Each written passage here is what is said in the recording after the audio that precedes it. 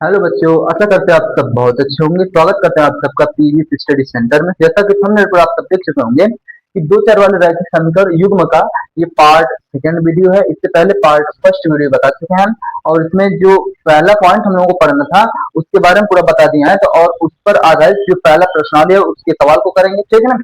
इसमें काफी सवाल है, तो उसमें से हम लोग पहला प्रश्न उठाए और पहले का ये पहला प्रश्न लिखें, ठीक। इसको सॉल्व करके दूसरा प्रश्न लिखेंगे, ठीक। और इसको हम लोग प्रश्न खत्म करेंगे तब दो विधियां और, प्रतिस्थापन विधि और विलोपन विधि, ठीक है कि नहीं। और ग्राफी विधि से हम लोगों को इसको सॉल्व करना है। यहाँ पर देखिए हमें हिंदी में कुछ लिख दिया है पहले क्वेश्चन में। प्रश्नावली 3.1 का पहला प्रश्न और उसके पहला क्वेश्चन है। लिखा निम्न समस्याओं में रैखिक समीकरण के युग्म बनाइए। कह रहा है इसका रैखिक समीकरण युग्म बनाइए। रैखिक समीकरण पहले वीडियो में बता चुके हैं कि दो समीकरण रहेगा, दोनों रैखिक समीकरण रहेंगे, मतलब घात एक रहेगी, ठीक। और जोड़े में रहेंगे मतलब दो रहेंगे। तो रैखिक समीकरण को कह रहा है यहाँ पर बना नहीं है, बनाना है। तो रैखिक समीकरण को पहले कह रहा है बनाइए इसको, इस क्वेश्चन को पढ़ करके उसके बाद कह रहा है कि जो ग्राफ बनाएंगे उसको हल कीजिए। उसको क्या चाहिए, उसको हल करके ग्राफी विधि से उसको हल करके नहीं, ग्राफी विधि से निकालिए, हल ज्ञात कीजिए। जैसे कि आगे देखिए पहला क्वेश्चन लिखा है, कक्षा 10 के 10 विद्यार्थी, कक्षा 10 के 10 विद्यार्थियों ने एक गणित की पहली प्रतियोगिता में भाग लिया। कक्षा 10 के 10 विद्यार्थी थे, एक विद्यार्थियों में लड़की लड़के दोनों होते हैं, तो 10 के थे और टोटल 10 ये बता दिया है। और ये सब एक प्रतियोगिता में भाग लिए, गणित का एक प्रतियोगिता, उसमें चलिए भाग लिए। अब सुनिए, यदि लड़कियों की संख्या लड़कों की संख्या से 4 अधिक है। अच्छा, अब अगर इस 4 को हम नहीं पढ़े, हम अगर मान लीजिए 4 को हम न पढ़े तो क्या पढ़ेंगे। यदि लड़कियों की संख्या, यदि को मत पढ़े, यहाँ पढ़िए, लड़कियों की संख्या लड़कों की संख्या से अधिक है। बात समझ में। और किसकी संख्या अधिक है, लड़कियों की संख्या अधिक है। बात समझ में। अब बताइए कितना अधिक है, 4 अधिक है, मतलब लड़कियां ज्यादा है। लड़के जितने भी होंगे लड़कियां उनसे क्या है, ज्यादा है। बात समझ में। अब देखिए ये अधिक है, तो प्रतियोगिता में भाग लिए लड़कों और लड़कियों की संख्या बताइए कि एक्चुअली में लड़के कितने थे और लड़कियां कितने थी, ये हमें पूरा बताना है, ठीक है ना। आइए समझते हैं। तो हम लोगों को इसको हल करेंगे, सबसे पहले लिखेंगे क्या चीज, हल। अब देखिए यहाँ से, अब यहाँ से क्या है, हम लोग मानेंगे, कहेंगे माना, माना लड़कियों की संख्या, माना लड़कियों की संख्या बराबर यफ, ठीक, मान लिए। अच्छा, तथा, तथा लड़कों की संख्या, लड़कों की संख्या बराबर क्या मान लेंगे, वाई, ठीक। ऐसे मान लिए। अब बताइए यहाँ पर ये लड़की है, एक्स फॉर लड़की और वाई फॉर लड़का। अब देखिए हम लोग बीच में बनाते हैं क्या है, बराबर। बीच में क्या बनाता है, बराबर। अब देखिए यहाँ पर ये लड़की है, एक्स लड़की है, वाई लड़का। इसमें ये लड़की लड़के से 4 अधिक है, तो इसमें हम 4 जोड़ देंगे क्योंकि ये अधिक है। अब सोचिए अगर ये 4 अधिक है तो ये 4 कम होगा लड़का, और 4 ये ज्यादा है तो 4 और अगर हम प्लस कर देंगे तो ये तो और भी ज्यादा हो जाएगी। तो बीच में बराबर हम लोग कभी नहीं लगा सकते हैं। तो होता क्या है, जो ज्यादा होता है उसको कम किया जाता है, उसको इसके बराबर लाते हैं। तो इधर नहीं जुड़ा होगा, ये गलत कहलाता है, ये गलत हो जाता है, तो समझ में आया। अब देखिए इधर से ज्यादा लड़की है, कितनी ज्यादा है, 4 ज्यादा है, तो इसके में से 4 निकाल दें, -4 कर दें। 4 ज्यादा थी तो 4 लड़की 4 घटा देंगे, तब वाई की क्या हो जाएगा, बराबर। या एक्स और वाई ऐसे बराबर लिखा है, लड़कियां 4 ज्यादा है, ये 4 ज्यादा है, तो इसको भी 4 दे दे, तब जाकर के इसके बराबर होगा। तो चाहे तो हम ऐसे ही कर सकते हैं, चाहे तो हम ऐसे ही कर सकते हैं। बात समझ में आया। तो हम इसको लेकर के सॉल्व करेंगे। अब देखिए समीकरण प्राप्त हुआ, ठीक। इसको कह देंगे समीकरण नंबर 1, हो गया नहीं। अब देखिए एक समीकरण से हम लोग सारणी बनाएंगे, और दूसरे समीकरण, एक देखिए दूसरा रिलेशन एक और कर दिया। देखिए एक और दिया कि जो ये लड़की है और ये जो लड़का है दोनों को जोड़ देंगे तो आएगा, जानते हैं कितना, 10। इसको कहेंगे समीकरण नंबर 2। बताइए लड़की और लड़के टोटल मिलाकर कुल कितने विद्यार्थी थे, 10 थे ना। अब देखिए समीकरण नंबर 2, अब समीकरण 1 से कहेंगे, कहेंगे समीकरण नंबर 1 से, समीकरण 1 से। चलिए देखते हैं समीकरण 1 से। तो समीकरण 1 ये जो लिखा है, समीकरण 1 से एक सारणी हम लोग बनाएंगे। समीकरण 1 को देखिए हम लिखे एक्स बराबर वाई प्लस 4। अब देखिए इससे एक समीकरण बना, समीकरण से एक सारणी प्राप्त करते हैं।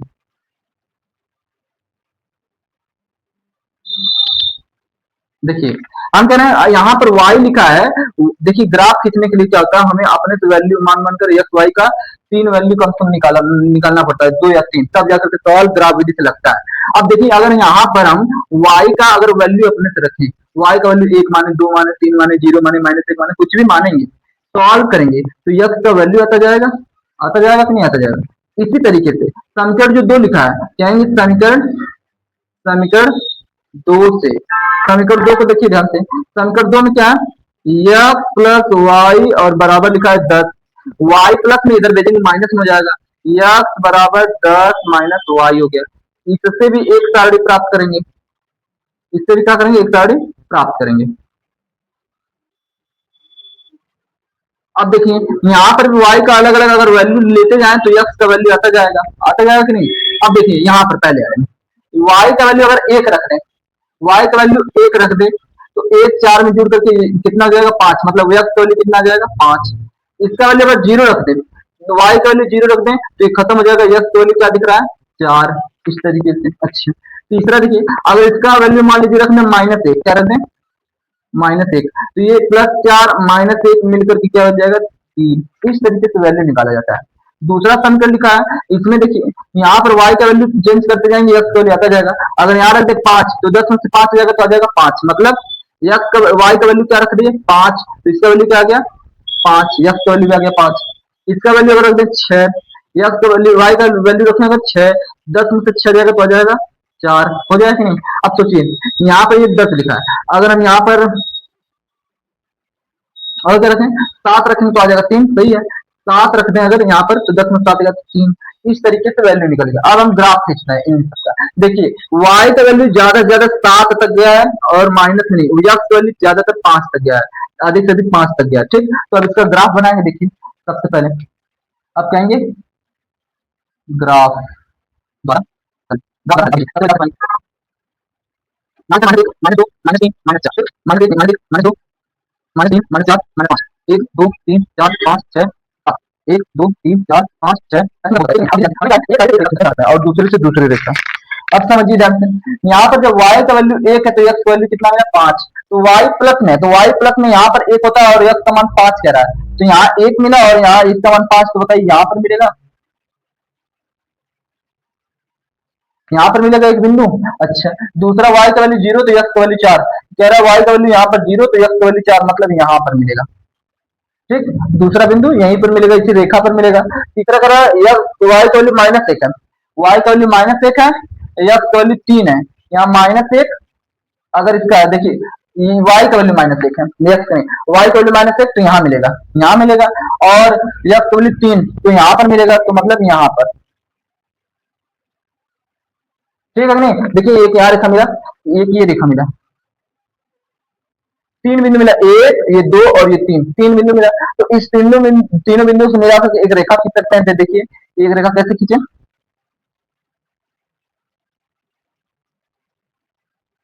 देखिए एक रेखा खींचे तीनों बिंदु से मिला करके, उसके बाद यहाँ जब खींचेंगे इससे भी एक रेखा बनेगा। अब देखिए इसको y का वैल्यू 5 तो x का वैल्यू 5, x का वैल्यू 5 यहाँ पर है और y का वैल्यू 5, तो y का वैल्यू 5 यहाँ पर है, मतलब कहाँ बनेगा, यहाँ पर। देखिए x का वैल्यू 5 ऊपर जाएगा वहां, इधर y का वैल्यू 5 तो यहाँ बिंदु मिलेगा। कह रहा है x का वैल्यू 6 तो y का वैल्यू 4, x का वैल्यू 6, y का वैल्यू 6, y का वैल्यू 6, y का वैल्यू 6 हो गया, तो x का वैल्यू 4, तो 6 और x पर 4 यहाँ पर है, तो यहाँ पर मिलेगा, मिलेगा। और कह रहा है y का वैल्यू 7 तो x का वैल्यू 3, ये 7 तो 3 तो यहाँ पर मिलेगा, ठीक। और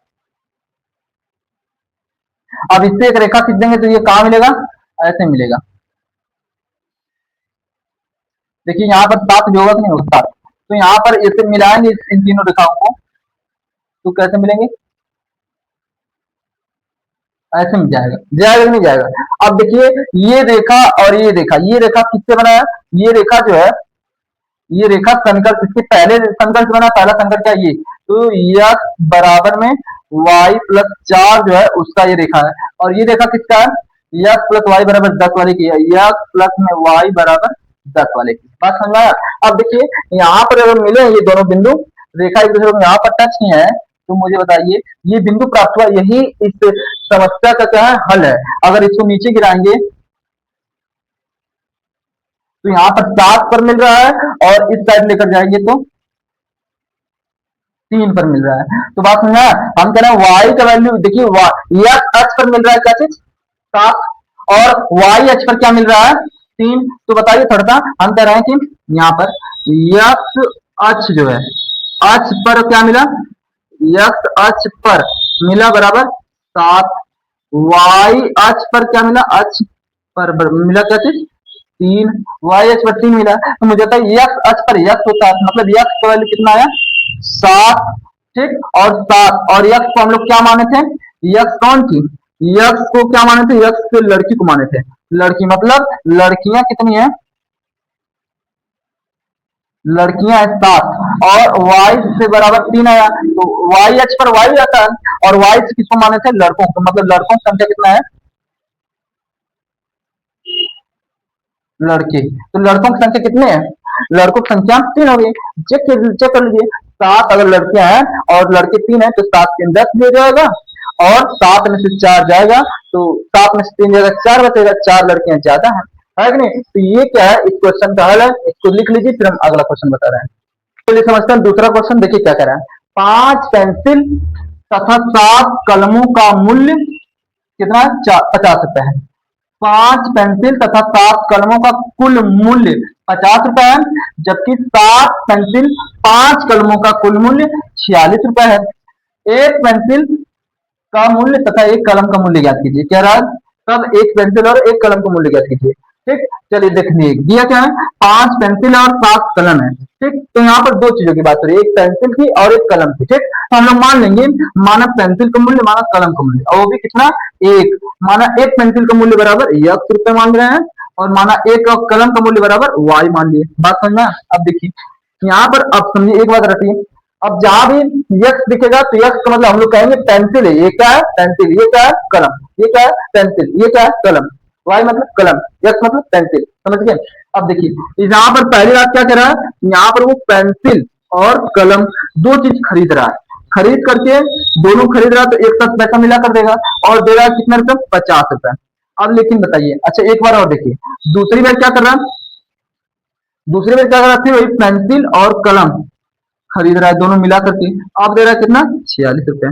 पेंसिल और कलम खरीद रहा है, पहली बार पेंसिल खरीदा कितना, 5, 5 पेंसिल, और ये कलम कितना, 7, 7 कलम, 5 पेंसिल 7 कलम जब खरीदा, तो टोटल इसको देना पड़ा 50 रुपए। अब देखिए ये भी पेंसिल है, ये भी पेंसिल है, लेकिन अब की बार ये पेंसिल कितना खरीदा है, 7 पेंसिल और कलम कितना, 5, 7 पेंसिल 5 कलम का मूल्य 46 रुपए है। ठीक, अब देखिए ग्राफी विधि से हल करने के लिए क्या करते हैं कि दो चर में से एक चर को यहाँ छोड़कर सबको इस साइड ला देते हैं, हर चीज को बराबर की साइड लाते हैं, सबको छोड़कर। अब देखिए कैसे होगा, 7 वाई को अगर हम यहाँ पर ला दें तो ये बच जाएगा, इसको भेज दें तो ये बच जाएगा, मतलब किसी एक को बचाना है। चलिए हम इसको अगर भेज देना है, देखिए 7 वाई इधर प्लस में, इधर जाके माइनस में हो जाएगा, तो हम कहेंगे 5 बराबर 50, और ये प्लस में इधर माइनस में 7 वाई हो जाएगा, हो गया। अब देखिए यक्स यहाँ गुणा में है ऐसे, तो इधर आकर के भाग में हो जाएगा, तो यक्स बराबर 50 माइनस 7 वाई, और बटे में क्या, 5, इस तरीके से हो गया। अब यहाँ पर देखिए यक्स एक इधर बचा और इस साइड इसका बचे, अब इनसे क्या मिलेगा, हम लोगों को सारणी मिलेगा।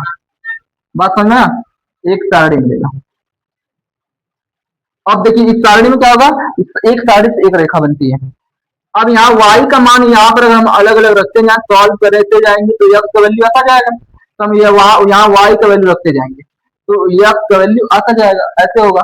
अच्छा अब यहाँ समझिए, उसी तरीके से यहाँ पर भी सबको इस साइड लाएंगे, केवल एक चीज छोड़ करके, एक चर को छोड़ के, मान लीजिए x को छोड़ेंगे और सबको इधर ला देंगे, तो x बराबर 5 इधर माइनस में हो जाएगा, 46 माइनस में 5 वाई, 7 यहाँ गुणा में है, यहाँ बट्टे में हो जाएगा 7, बटन क्या हो जाएगा 7। अब देखिए यहां भी एक सारणी बनेगी,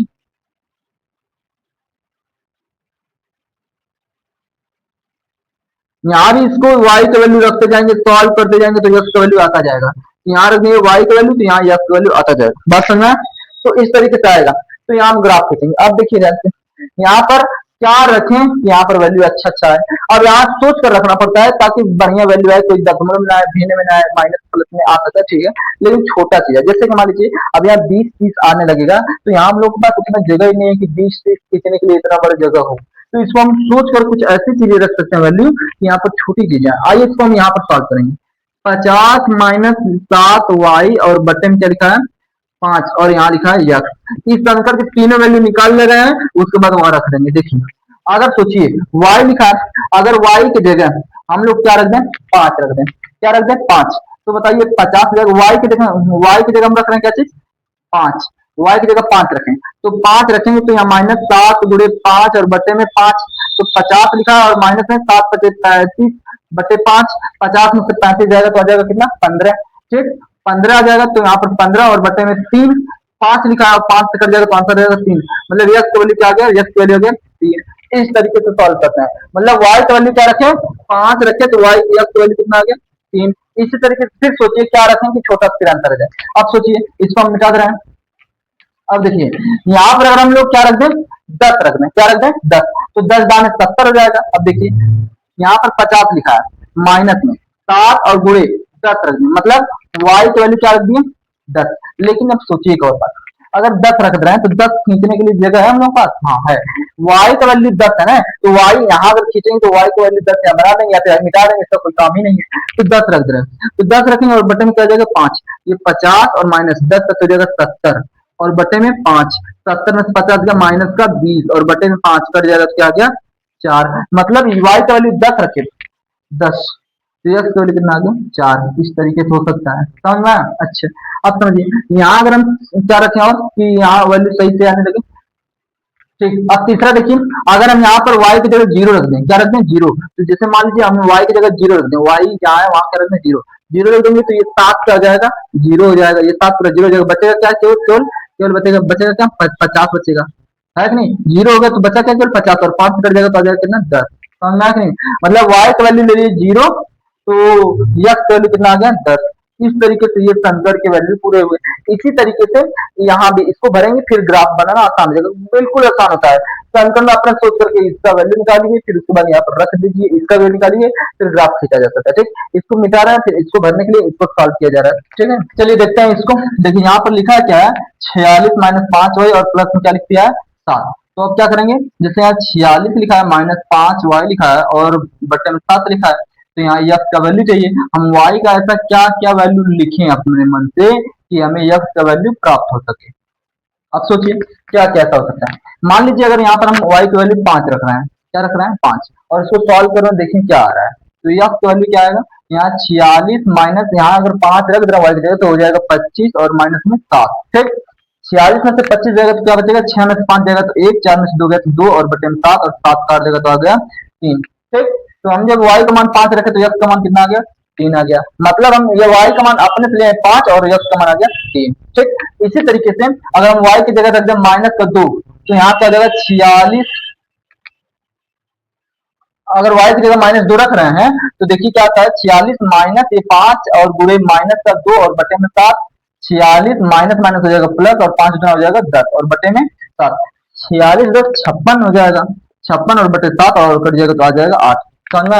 मतलब अगर हम x y की जगह -2 रख रहे हैं तो हमारा x का वैल्यू क्या आ रहा है 8 आ गया, ठीक। इसी तरह से एक और देखिए, यहाँ 46 माइनस ये 5 लिखा है गुणे y की जगह अगर 12 रख दें, 12 और बटन रख दे 5 नहीं 7 है ना 7, तो अब क्या होगा 46 माइनस 7 हो जाएगा, ये 7 है ना हो जाएगा, अब 7 हो जाएगा, अच्छा।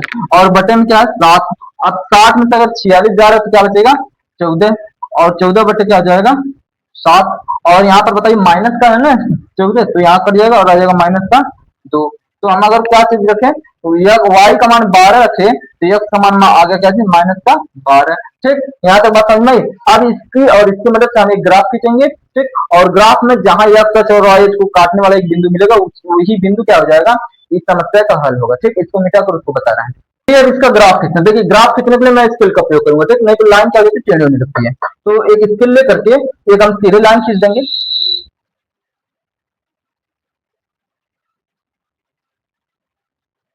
ठीक। एक स्केल की मदद से लाइन खींच देंगे, ये क्या हो जाएगा y अक्ष हो जाएगा और ये y डैश अक्ष हो जाएगा, ठीक। इसके बाद यह सब खींच देंगे ऐसे करके।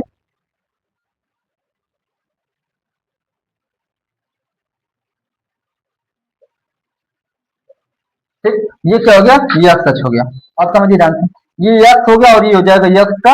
हमें 12 तक गिनती गिनना है, ठीक। और इस चीज से कोई जरूरत नहीं है तो इसको हम मिटा दे रहे हैं, ठीक है कि नहीं। और y तक ऊपर जाना तो इसको मिटाना ही पड़ेगा।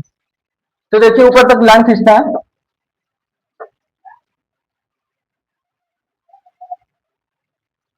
तो यहाँ पर 1 2 3 4 5 6 7 8। चलिए खींचते देखिए, कह रहा है y बराबर 5 तो x बराबर 3, तो y का वैल्यू 5 x बराबर 3, y का वैल्यू प्लस का 5 यहाँ और x का वैल्यू 3 तो यहाँ, तो मतलब एक बिंदु कहाँ मिलेगा, यहाँ पर मिलेगा, ठीक। एक बिंदु यहाँ पर मिलेगा, यहाँ से अगर करेंगे ऐसे डैश डैश यहाँ पर जाएगा और नीचे गिराएंगे तो आएगा 3 पर, ठीक। तो ये जो बिंदु मिला हमें, x बराबर कितना मिला है 3 और y बराबर मिला है कितना 5, ये 3 5 वाला बिंदु है, ठीक। अच्छा, दूसरा जो है 10 और -4 है, y का वैल्यू 10 तो x का वैल्यू -4, y का वैल्यू कह रहा है 10 तो y पर 10 और कर रहा है x पर -4, तो x वाला ये है और इस पर -4 यहाँ मिलेगा, x वाला ये इस पर -4 यहाँ पर मिलेगा, तो -4 और 10, तो बताइए वो बिंदु कहाँ पर मिलेगा, यहाँ पर मिलेगा।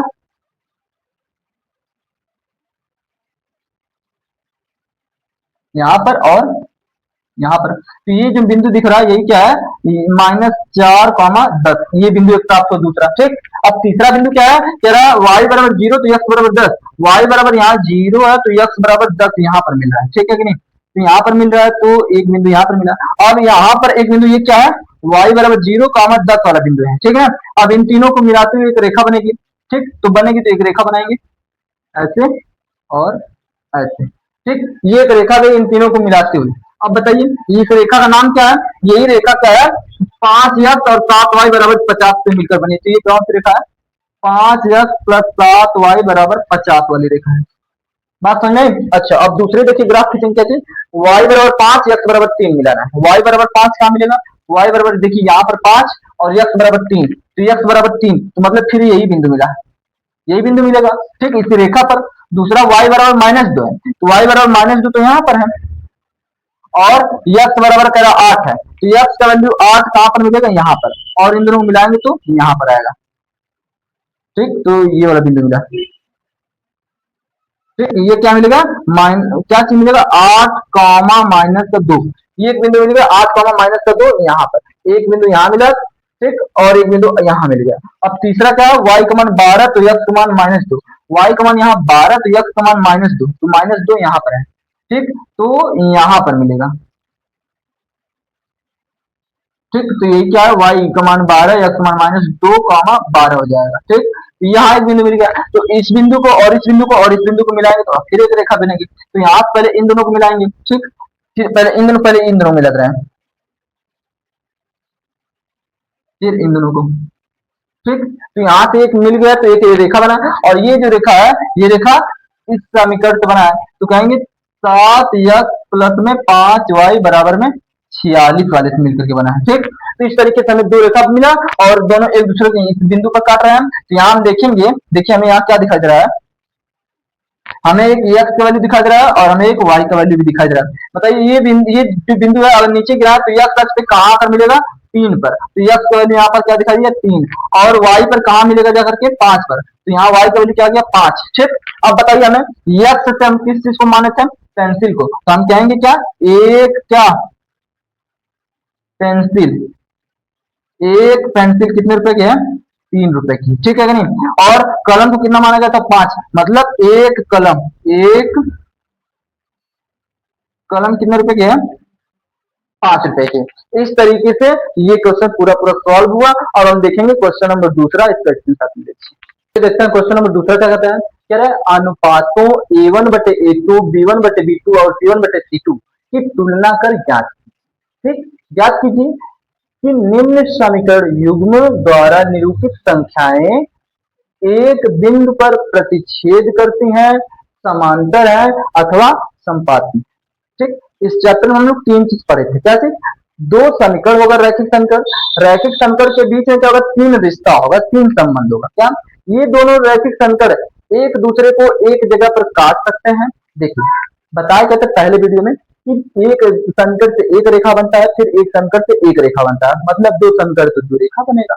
अब 2 रेखाएं कोई बीच में तीन चीजें हो सकती है, ये दोनों रेखाएं एक दूसरे को एक बिंदु पर ऐसे काट सकती हैं, एक बिंदु पर, या फिर हो सकता है कि एक रेखा जाए और दूसरी रेखा इसके ऊपर ही चली जाए, ठीक। और तीसरा हो सकता है कि एक जाए और दूसरी भी चली जाए, एक दूसरे को कहीं भी न काटें, एक दूसरे का सभी जगहों पर काटें, एक दूसरे को केवल एक जगह काटें। ऐसा हो सकता है जब एक जगह काटे तो उसको बोलते हैं प्रतिच्छेदी रेखा, ठीक। जब ऐसे होती है तो उसको बोलते हैं संपाती, और इसको बोलते हैं क्या चीज, समांतर, रेखा। समांतर रेखा कहीं काटते हैं तो इनका जो होता है हल, उसको हम कहते हैं कोई हल नहीं, इनका कोई हल नहीं होता है, संपाति का अनेक हल होता है, इनका केवल कितना हल होता है, एक हल होता है। ये सब हम पढ़ चुके थे। अच्छा, कैसे पहचानेंगे हम, यहाँ क्या करते हैं, कैसे पहचानेंगे, देखिए इन अभी जैसे ये जो रैखिक संकर दिखाई दे रहा है, इन सबका एक मानक रूप होता है, क्या होता है, मानक रूप। और मानक रूप कैसा होता है, a1x प्लस में b1y प्लस में c1 बराबर में 0 होता है। तो यहाँ पर जो x का गुणांक होता है उसी को हम a1 कहते हैं, y के गुणांक को b1 कहते हैं। और एक अचर पद होता है जिसके पास x y कोई नहीं चीज होता है, उसको हम क्या कहते हैं, अचर पद कहते हैं, इसको c1 से दर्शाते हैं। तो इन्हीं सभी चीजों को हम लोग तुलना करते हैं। यहाँ पर एक समीकरण में a1 b1 c1 मिलता है, दूसरे से a2 b2 और c2 मिलता है। इन सबकी तुलना करेंगे, तीन परिस्थितियां बनती हैं। एक कभी ऐसा हो सकता है कि a1 बटे जो a2 है ये बराबर नहीं होगा b1 बटे b2 के, ऐसा हो सकता है कि a1 बटे a2 बराबर नहीं हो b1 बटे b2 के, ठीक, तुलना करने पर। अभी इस क्वेश्चन में हम समझ जाएंगे, ठीक। जब ऐसी स्थिति आती है तो इसको हम बोलते हैं प्रतिच्छेदी रेखाखंड, ठीक। ऐसा अगर स्थिति बने तो उसको बोलेंगे प्रतिच्छेदी रेखाखंड है। अच्छा, जब a1 बटे a2 बराबर नहीं हो b1 बटे, देखिए बराबर हो b1 बटे b2 के, और बराबर c1 बटे c2 हो, लेकिन यहाँ जो बीच में है ये भी बराबर, ये भी बराबर, सब एक दूसरे क्या हो, बराबर हो। a1 बटे a2 b1 बटे b2 c1 बटे c2 सब बराबर है, तो इसको बोलते हैं संपाती रेखाखंड। किसका बोलते हैं, संपाती रेखाखंड। और तीसरा होता है कि a1 बटे a2 बराबर है b1 बटे b2 के, लेकिन तीसरा जो पॉइंट है वो गड़बड़ा जाता है, तो c1 बटे c2 बराबर नहीं होता है, c1 बटे c2 ये बराबर नहीं होता है, तीसरा वाला, इसको बोलते हैं समांतर रेखाखंड। ऐसा है कहेंगे इसका कोई हल नहीं है। बात समझ आई? तो अब आइए क्वेश्चन को सॉल्व करते हैं। तो देखिए क्वेश्चन यहाँ पर कहना ये चाहता है, इसको आप सॉल्व करके बताइए कि जो इसका रेखा बनेगा वो प्रतिच्छेदी होगा कि समांतर होगा कि संपाती होगा, यह चेक करके बताइए, ठीक है ना। तीन क्वेश्चन दिया है, तो आइए पहले देखते हैं। तो पहले हम देखिए, सबसे पहले एक लिखा तो इसको मान लीजिए समीकरण नंबर फर्स्ट और समीकरण नंबर ये क्या है, सेकंड है। ऐसे सब में होता है, यहाँ भी समीकरण नंबर फर्स्ट और समीकरण नंबर ये सेकंड है, यहाँ भी समीकरण नंबर ये फर्स्ट और समीकरण नंबर क्या है, सेकंड। अब देखिए जो पहला समीकरण है उसकी तुलना कैसे करते हैं, तो कहेंगे हल, कहेंगे समीकरण एक की तुलना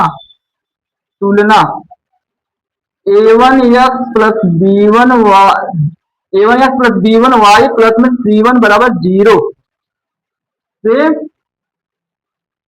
करने पर, चलिए करेंगे तुलना। तो बताइए हमारा a1 क्या आएगा, a1 बराबर क्या आएगा, यहाँ समीकरण में देखिए x का गुणांक a1 कहलाता है, यहाँ x का गुणांक 5 है, तो a1 बराबर कितना दिखाई दे रहा है, 5। इसी तरीके से देखिए ये 5 आ गया। इसी तरीके से जो b1 y का गुणांक होता है उसे b1 कहते हैं, तो y यहाँ दिखा दे रहा है, और इसका गुणांक क्या दिखा दे रहा है, -4, तो इसका गुणांक क्या हो जाएगा, b1 जो है, मतलब b1 का गुणांक हो जाएगा क्या चीज, -4। इसी तरीके से c1 भी होगा, c1 का गुणांक क्या हो जाएगा, c1 लास्ट में, तो लास्ट में क्या दिखा दे रहा है, 8, तो c1 का गुणांक हो जाएगा 8। इस तरीके से तुलना करते हैं। उसके बाद जो समीकरण 2 है, समीकरण 2 की तुलना a2x plus b2y plus c2 बराबर 0 से करने पर, ठीक है ना। चलिए इससे करेंगे तो हम कहेंगे हमारा a2 क्या आया, a2 भी कुछ मिलेगा, b2 मिलेगा कुछ, और c2 भी कुछ मिलेगा, a2 कितना मिलेगा, देखिए जो a2 क्या होगा, x का गुणांक a2 का लगेगा, यहाँ पर समीकरण 2 में देखिए x का गुणांक क्या है, a2 है, और a2 का मान कितना है, 7। देखिए y का गुणांक को b2 कहते हैं, y का गुणांक 6 दिखा रहा है, तो b का मान क्या हो गया, b2 का मान 6, और अचर पद क्या दिखा था, -9 दिखा दिया। अब देखिए अब तुलना करेंगे, क्या तुलना करेंगे, a1 बटे a2 चेक करेंगे, चेक करिए a1 बटे a2 क्या है, a1 बताइए कितना है, 5, और a2 कितना है, 7। a1 बटे a2 क्या मिला, 5 बटे 7। इसी तरीके से b1 बटे b2 चेक करेंगे, तो यहाँ देख रहे हैं b1 कितना दिया, -4, और b2 कितना दिया, 6। मुझे चेक करके बताइए क्या A1 A2 B1 B2 बराबर है एक दूसरे के? नहीं, यहाँ बराबर नहीं है। तो हम कहेंगे क्या चीज, कहेंगे कि A1 A2 is not equal to B1/B2। ऐसा दिखाई दे रहा है कि A1 A2 जो है ये बराबर नहीं है B1/B2 के। तो हम कहेंगे क्या चीज, यहाँ A1/A2 B1/B2 के बराबर नहीं है, तो ये किस रेखा का, देखिए तो इसका केवल कितना हल होगा, एक हल होगा। मतलब ये क्या एक बिंदु पर प्रतिच्छेद करेगा, ऐसा बनेगा तो ये एक बिंदु पर प्रतिच्छेद कर रहा है। हम कहेंगे क्या, यहाँ पर रेखाएं एक बिंदु पर प्रतिच्छेद करेंगी, अतः यह प्रतिच्छेदी अतः यह प्रतिच्छेदी रेखा का क्या है, समीकरण। बात समझना, अतः यह प्रतिच्छेदी रेखा का समीकरण इस तरीके से सॉल्व हो गया। इसी तरीके से इसको आइए देखते हैं। सबसे पहले लिखेंगे क्या चीज, हल। अब देखिए हल, सबसे पहले कहेंगे समीकरण एक, समीकरण एक की तुलना, तुलना जो है किससे करने पर, A1x plus B1y, A1x plus B1y plus C1 बराबर 0 से करने पर। चलिए करेंगे, तो हमारा A1 क्या आएगा, यहाँ से पहले लिखा 9, B1 क्या आएगा -3, यहाँ y का गुणांक B1 है, और C1 क्या मिलेगा 12। इस तरीके से A1 B1 C1 मिल गया, ठीक। अच्छा, अब क्या करेंगे, समीकरण दूसरा देखिए, समीकरण 2 की तुलना, समीकरण जो सेकंड है उसकी भी तुलना, समीकरण 2 की तुलना किससे, A2x plus B2y plus C2 बराबर 0 से करने पर। चलिए अब तुलना करेंगे, तो सबसे पहले आइए देखें A1 A2 B2 क्या है, A2 B2 C2 क्या है। A2 बराबर क्या दिखाई दे रहा है 18, B2 बराबर क्या दिखाई दे रहा है 6, इस तरह C2 बराबर क्या दिखाई दे रहा है 24। ठीक, यहां तक समझ में बात। अब देखिए तुलना करेंगे A1 बटे A2 का। A1 कितना दिखाई दे रहा है, यहाँ पर देखिए 9, और A2 कितना दिखाई दे रहा है 18, ये कट के आ गया 1/2 हो गया। अच्छा, B1 बटे B2 चेक करेंगे, B1 बटे B2, B1 कितना है, B1 कितना -3, B2 कितना दिया है 6, B2 कितना दिया है 6। अच्छा, यहाँ पर भी कट जाएगा तो आ जाएगा क्या चीज, 1/-2।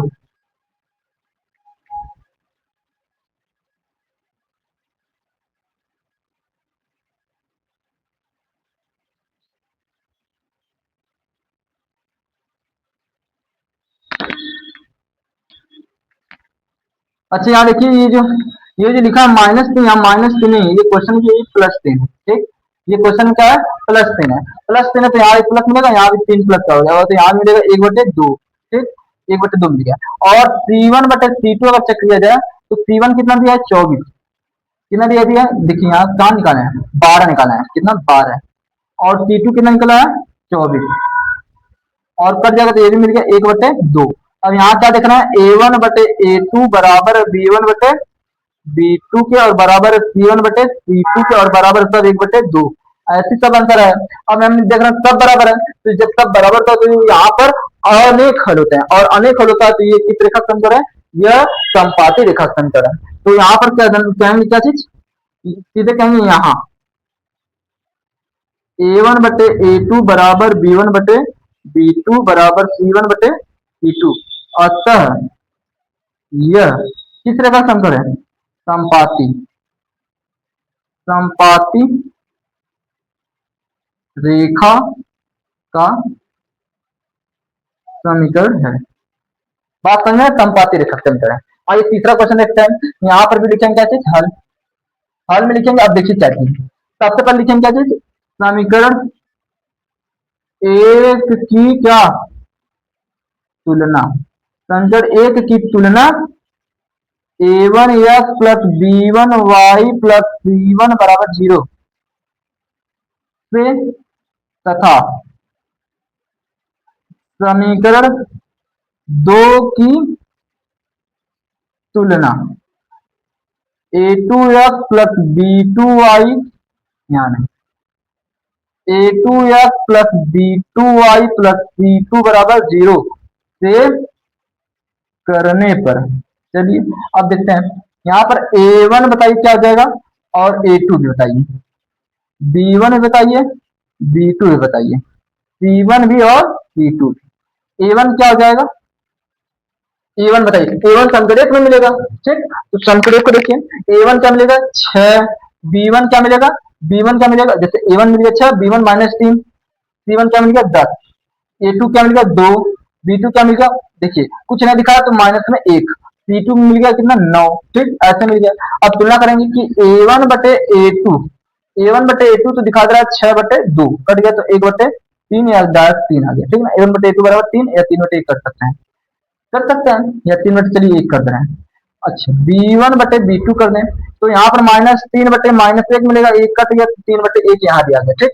अच्छा c1 बटे c2 अगर से करें तो यहाँ पर आ जाएगा 10 बटे 9, यहाँ ये नहीं कटेगा, ये अलग है, तो हम देख रहे हैं क्या चीज a1 बटे a2 बराबर है b1 बटे b2 के, लेकिन बराबर नहीं है c1 बटे c2, ऐसा हो रहा है। तो यहाँ पर हम कहेंगे अतः यह समांतर समांतर रेखा का समीकरण होगा, ठीक। यहाँ तक ये कंप्लीट हो गया, यहाँ तक समझ गए। आज की वीडियो में इतना ही, वीडियो काफी लंबा हो जाएगा, इसलिए क्या करेंगे कि थोड़ा थोड़ा पढ़ेंगे और अगले वीडियो में समझेंगे क्या चीज, अगले